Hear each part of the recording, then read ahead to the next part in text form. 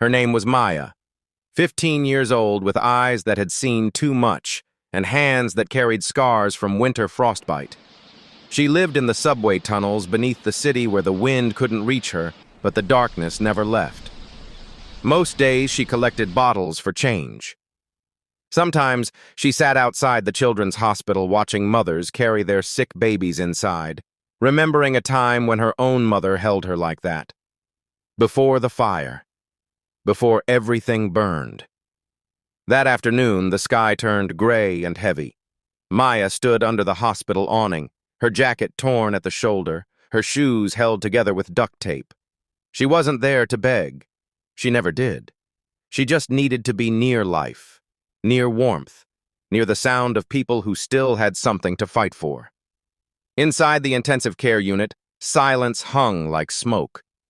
A boy lay motionless on the bed. Marcus Chen, 7 years old. His face was pale, his chest barely rising. Tubes snaked across his small body, machines clicking in rhythm with a heart that was giving up. The head surgeon stepped back slowly, his shoulders sagging. "I'm sorry," he said, his voice barely a whisper. "There's nothing more we can do." Marcus's father, William Chen, stood frozen.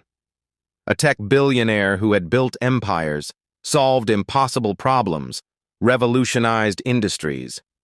But money couldn't buy this. Science couldn't fix this. His son was dying from a rare blood disorder that had no cure, no treatment, no hope. William's wife had left 2 years earlier, unable to watch their son fade. She sent checks, but never called. Now William stood alone, watching the only person he had ever truly loved slip away.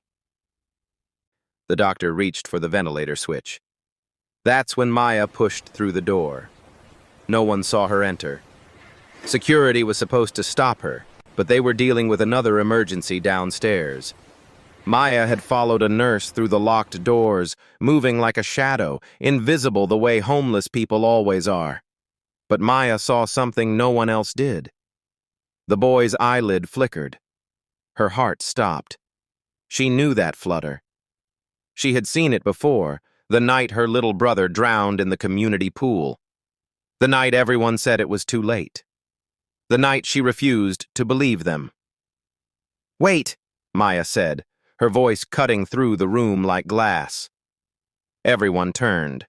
A doctor moved toward her. "Security." "His eye moved," Maya said, louder now. "He's still there." "Young lady, you need to leave," the surgeon said firmly. "This child has been pronounced—" "He's not gone!" Maya shouted. She didn't think. She just moved.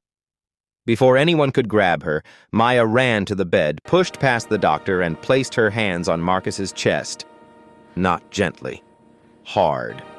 The way lifeguards do. The way she wished someone had done for her brother. Alarms shrieked. Nurses yelled. Security burst through the door. "Get her off him!" someone screamed. But Maya didn't stop. She tilted Marcus's head back, checked his airway, and began compressions. Not soft, real ones. The kind that crack ribs if you're doing them right. 1, 2, 3, 4. She counted aloud, her voice shaking but steady. William Chen stood paralyzed, torn between hope and horror. "Stop!" The surgeon grabbed her shoulder.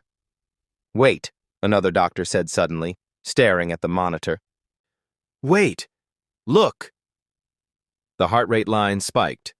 Once. Then again. Maya kept going. 30 compressions. Then she bent down, sealed her mouth over Marcus's, and breathed.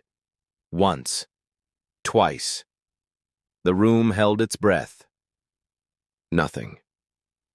Maya pressed her forehead against Marcus's. "Come on," she whispered. "Don't you dare leave. Not like this. Not like my brother." She breathed again, harder. A cough, small, wet. Then another. Marcus's eyes flew open. He gasped, his whole body jerking as air flooded his lungs. The machines exploded with sound, heart rate climbing, oxygen levels rising, brain activity spiking. "Oh my God," a nurse whispered. Chaos erupted.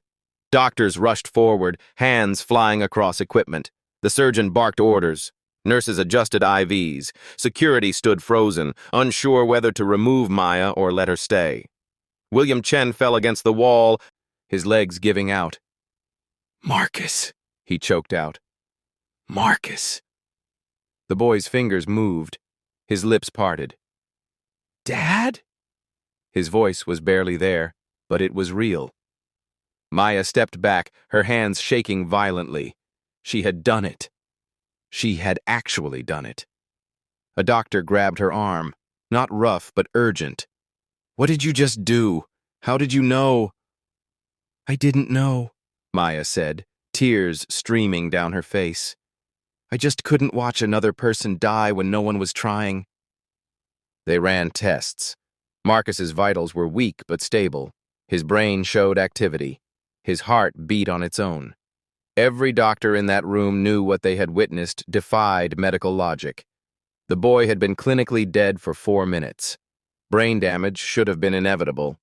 But Marcus squeezed his father's hand, and he smiled. William Chen found Maya in the hallway an hour later. She sat on the floor, back against the wall, head in her hands. Security had tried to move her twice. She hadn't budged. "You saved my son," William said, his voice breaking. Maya looked up. "I'm sorry I broke in. Where do you live?" William interrupted gently. Maya's eyes dropped. "Subway tunnel, red line, near the junction." William's heart shattered. "How long?" 3 years, since the fire." "Family?" "All gone." William knelt down, eye level with this girl who looked like she hadn't eaten in days. "You're not going back there." "I don't need charity," Maya said quickly. "This isn't charity. My son is alive because of you. You don't owe me anything, but I owe you everything." That night, Maya slept in a hospital room next to Marcus. She woke up 3 times, checking if it was real. The blanket, the pillow, the warmth. News spread fast. Medical journals called it a case study. Churches called it divine intervention. Online, people argued, luck or miracle, skill or grace. William ignored it all. He brought Maya home, not as a guest, as family. But trauma doesn't heal overnight. Maya hoarded food in her closet. She woke screaming from nightmares about the fire. She flinched when doors slammed. She couldn't sleep without a light on. She failed tests at school because the words blurred together. William hired therapists, patient ones. Maya went, reluctantly at first, then desperately. She learned words for what she felt. PTSD, survivor's guilt, complex trauma. Marcus recovered slowly.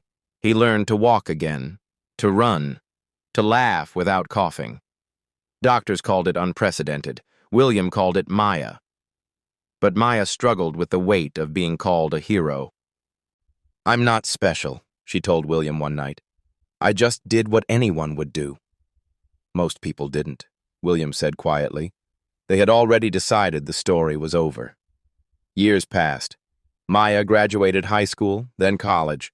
She studied emergency medicine, not because of what happened, but because of what didn't happen to her brother.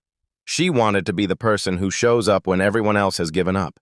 At 23, she became a paramedic. She worked night shifts, responded to calls in the worst neighborhoods, knelt beside people others stepped over. She knew what it felt like to be invisible. She refused to let anyone else feel that way. One winter night, she responded to a call. Homeless man, unresponsive, downtown tunnel. When she arrived, other paramedics were packing up. "He's gone," one said. "No pulse for 6 minutes." Maya knelt anyway. She checked his airway, started compressions, breathed for him. "Maya, I'm not done," she said. 3 minutes later, the man gasped. The other paramedics stared in silence. Maya just smiled gently. "Let's get him to the hospital." When Marcus turned 16, he asked Maya a question that had haunted him for years. "Do you think I'd be alive if you hadn't walked into that room?" Maya thought carefully. "I think," she said slowly, "that sometimes the people the world forgets are the ones who remember what it means to fight. I didn't save you because I was special. I saved you because I knew what it felt like to be given up on." "You were never given up on," Marcus said. "Yes, I was," Maya said. "By everyone, except you." I was unconscious. "You fought back," Maya said. "That's all that mattered." Today, Maya runs a nonprofit. It's small. It trains homeless youth in CPR and first aid. It gives them purpose. It reminds them they can save lives even when they can't save their own. William funds it. Marcus volunteers every weekend. And sometimes, quietly, without cameras or headlines, someone who was supposed to die takes a breath. And the world heals just a little more.